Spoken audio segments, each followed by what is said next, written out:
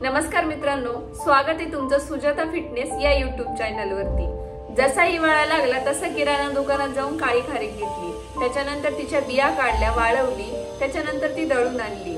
दळून आणल्यानंतर ती भरली 2 किलोची। त्याच्यानंतर घेतले बदाम आपल्या सोयीनुसार टाकायचे। मी घेतले 100 ग्रॅम बदाम। त्याच्यानंतर त्याला घेतला आहे मिक्सर मध्ये एक गरका मारून आणि इकडेच ठेवले लगेच तूप गरम करायला। तूप स्थायी अवस्थेतून द्रव अवस्थेत यायला सुरुवात झाली। त्यानंतर काजूचा पुडा फोडला, परत एक बदामाचा पुडा फोडला आणि त्याच्यानंतर काजू पण मिक्सर मध्ये टाकले आणि पुन्हा एकदा मिक्सरला एक गरका मारून घेतला।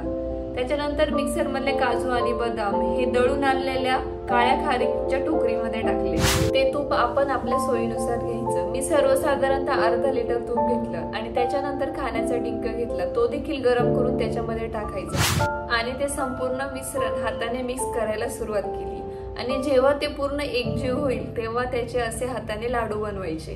तुम्ही सकाळ सकाळ जरी हे व्यायामाला जायच्या आधी 2 लाडू खाल्ले किंवा वर्कआउट करून आल्यानंतर हे 2 लाडू खाल्ले तरी काहीही हरकत नाही। केमिकलच्या गोळ्या किंवा ते प्री वर्कआउट म्हणजे ज्याचं बजेट नाही 4-5 हजाराचे डबे घेण्याचं, त्याच्यासाठी हे नॅचरल फूड खाल्लेले कधीही योग्य।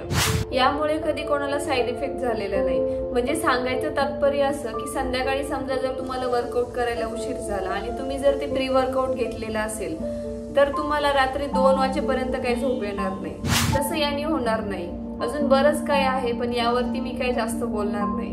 तर बघा, आमची आजी हे लाडू लहानपणी मला करून द्यायची आणि मी ते प्लेट मध्ये घेऊन साऱ्या घरात भुगा करून खायचे। मोकार मुंग्या व्हायच्या पण असो, याचे खूप सारे फायदे आहेत। सर्वसाधारणतः रोजचे हे लाडू खाल्ले किंवा आपला जो प्रोटीनचा स्कूप असतो त्याचे 3-4 स्कूप खाल्ले तरी काही हरकत नाही। खूप मनापासून हेवी वर्कआउट करून मेसचं जेवण करणाऱ्या मुला मुलीने जरी हे खाल्ले किंवा जे ट्रेनिंग मध्ये आहेत, ज्यांचे घरचे भेटायला येतात रविवारी, त्यांना घेऊन यायला लावले आणि तुम्ही खायला जर सुरुवात केली तर हे तुमच्या बॉडीसाठी खूप पौष्टिक आणि उत्तम राहील असे मला वाटते। एवढा थंडीचा मौसम जरी त्याच्यात निघून गेला तरी खूप बरं आहे आणि लोक हे हिवाळ्यात खायला प्रेफर करतात। मी देखील हे हिवाळ्यात खात असते।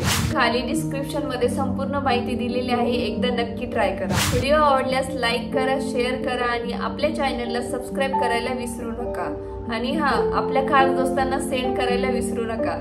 चला तर आज्ञा घेते मग आता। धन्यवाद। आजचा व्हिडिओ इथेच संपला।